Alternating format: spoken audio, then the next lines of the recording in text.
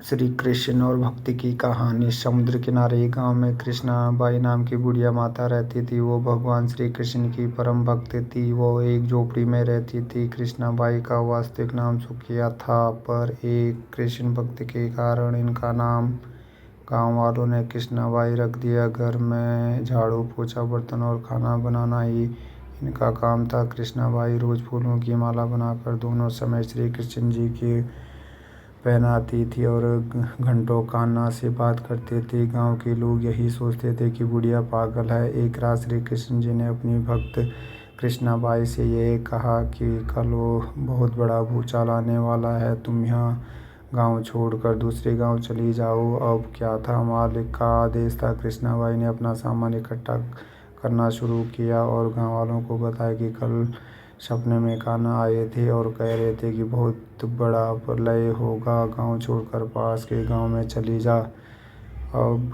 लोग कहाँ उस बूढ़ी पागल की बात मानने वाले थे। सुनता वही जोर जोर से ठहाके लगाता। इतने में बाई ने एक बैलगाड़ी मंगाई और अपने कान्हा की मूर्ति ली और सामान की गठरी बांधकर गाड़ी में बैठ गए और लोग उसकी मूर्खता पर हंसते रहे। बाई जाने लगी। अपने गांव की सीमा पार कर अगले गांव में प्रवेश करने ही वाली थी कि उसे कृष्ण की आवाज़ आई, अरे पगली, जा अपनी झोपड़ी में से वो सुई ले आ जिससे तू माला बनाकर मुझे पहनाती है। यह सुनकर माई बेचैन हो गई और तड़प गई कि मुझसे ये भारी भूल कैसे हो गई। अब मैं कान्हा की माला कैसे बनाऊंगी।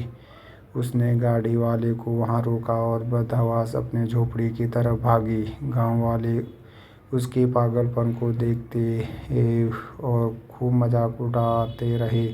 माई ने झोपड़ी के तिनकों में फंसी हुई जो सुई को निकाला और फिर पागलों की तरह दौड़ते हुए गांव के पास आई।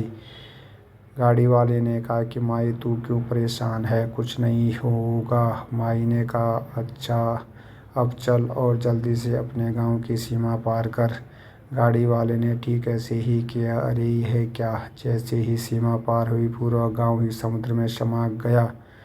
सब कुछ जलमग्न हो गया। गाड़ी वाला भी अटूट कृष्ण भक्त था। येन केन पर कृष्ण भगवान ने उसकी भी रक्षा करने में कोई विलंब नहीं किया। इस कहानी से हमें यह शिक्षा मिलती है कि प्रभु जब अपने भक्त की मात्र एक सुई तक की इतनी चिंता करते हैं तो वह भक्त की रक्षा के लिए कितना चिंतित होते होंगे।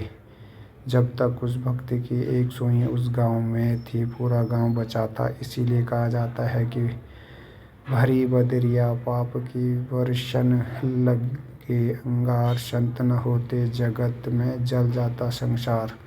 अर्थात अगर इस दुनिया में संत एवं अच्छे व्यक्ति न होते तो ये संसार कब का समाप्त हो गया होता। अगर कहानी आप लोगों को अच्छी लगी तो लाइक, शेयर और चैनल को सब्सक्राइब और बेल आइकन जरूर प्रेस करें ताकि अगली कहानी आप लोगों तक आसानी से पहुंच सके। बहुत बहुत